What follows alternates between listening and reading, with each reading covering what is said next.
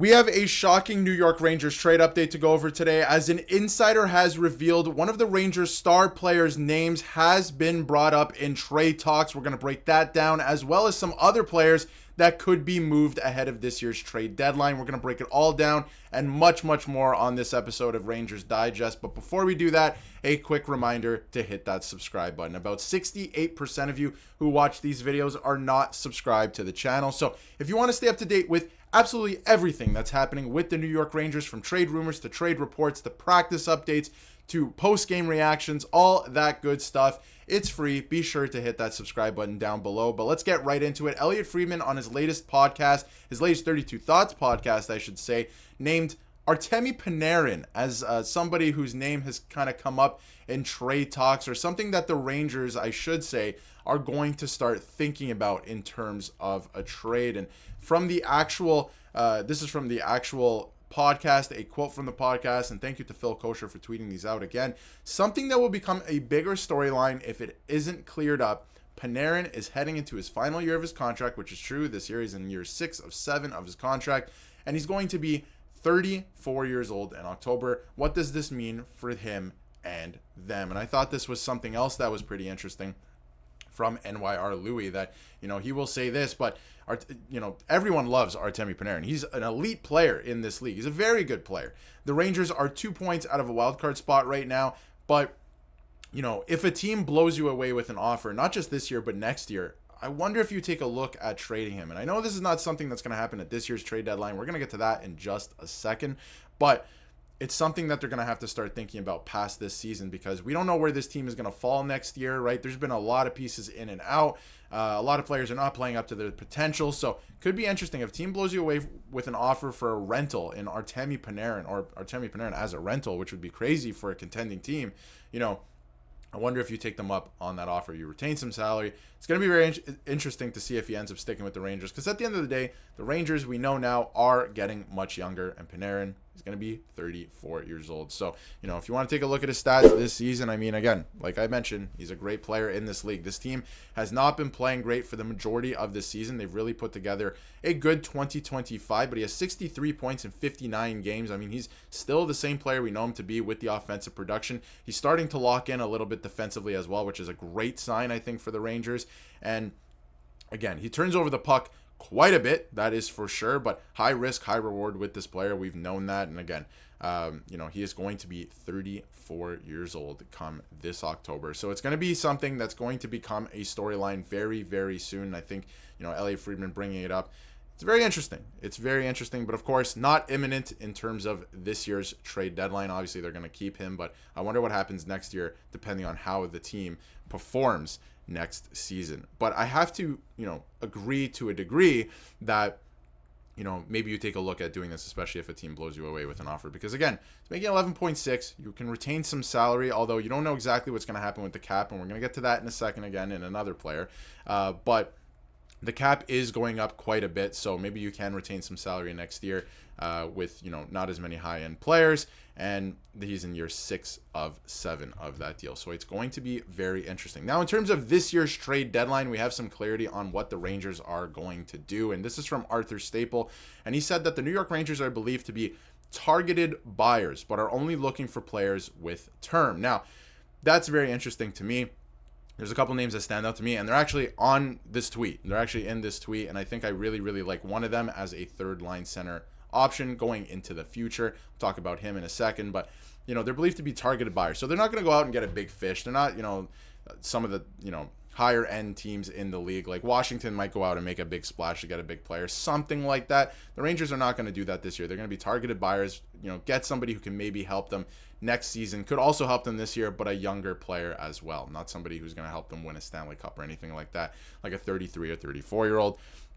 But again, it could be interesting. The Rangers were also very close to acquiring Scott Laughton, who's a hot commodity at this year's trade deadline, last year at the trade deadline, which I thought was interesting. And they could move the second rounder that they got. And this is kind of what I was talking about when I was saying that they need to trade Ryan Lindgren, because they can get some assets in return for him for a player that you're not going to re-sign. That's exactly what they did. And they can flip some of the assets they got for him to get a third line center with term. And now a couple of the names mentioned here from Arthur Staple are, of course, Novak and McLeod. Ryan McLeod from the Buffalo Sabres. I really like Ryan McLeod from the Buffalo Sabres. I think he's a great third line center option. He played great with the Edmonton Oilers and went all the way to the Stanley Cup final. He brings a lot of speed, a lot of skill. He's tenacious as well. He's in on the puck. He's in on the forecheck.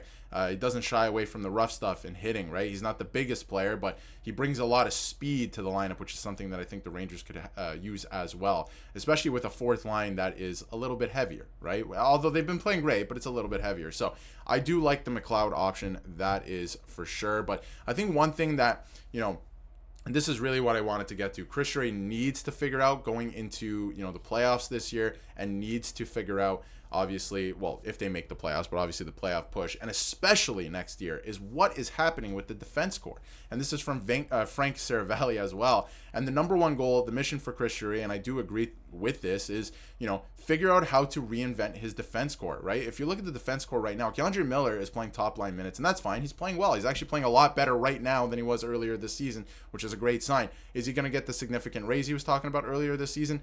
I don't know if that's deserved to the extent that he was asking earlier this season. I don't know, and I don't even know if they're going to re-sign him. I wonder if they even move him at this year's trade deadline. It could get really crazy, but, I doubt that happens, by the way, but I do wonder about that. So whatever it takes, find out who's going to be a part of this New York Rangers core. You obviously know a couple names. Adam Fox is going to be here, and Braden Schneider is going to be here. They had an opportunity to move off Braden Schneider, and they didn't. They almost didn't make the JT Miller trade for that reason. So obviously they're going to be here, but for the rest, Vakanainen, right? Like, is he going to be here long term? I don't know if that's a good option, right? Like, Lindgren's gone, right? There's a couple guys. Will Borgen obviously is going to be here, so it's going to be interesting to see how they kind of retool on the fly, because K'Andre Miller and his agent said earlier this season he wants a significant raise. I don't know if that's warranted. I really don't with his play, the entire season. So it's going to be a pretty crazy deadline. And one other thing that I thought was interesting is, Johnny Lazarus was saying that, or I should say that there's a tweet from Phil Kosher that, it's not a coincidence that Zach Jones was playing a lot of minutes the last two games. And, Sunday night against the Preds, that was a pure showcase opportunity. They're trying to move him. That was also from Frank Saravalli. Like I said in my last video, I don't really buy into the showcase thing. The Rangers are in the middle of a playoff push. Why would you play a player more just to showcase him in a trade, right? You have to win games, right? I think that's a little bit crazy in my eyes. I don't know. There could be some truth to it, but to me personally, I think that's a little bit crazy. And I also think that a lot of coaches are stuck in their way. If they don't want to play you, they're not going to play you. So I don't know if he necessarily likes Zach Jones, but the fact that he played him that much, Zach Jones was doing something correct in order to help the team. So Zach Jones was QBing power play 1 last night, and they had 5 power plays. So they only scored on 1 of those attempts. Not ideal, but also, that's 5-ish minutes that was added to Zach Jones' time on ice. So we need to keep that in mind as well, obviously, because he logged a lot of minutes. 41 minutes or over 41 minutes in the last 2 games.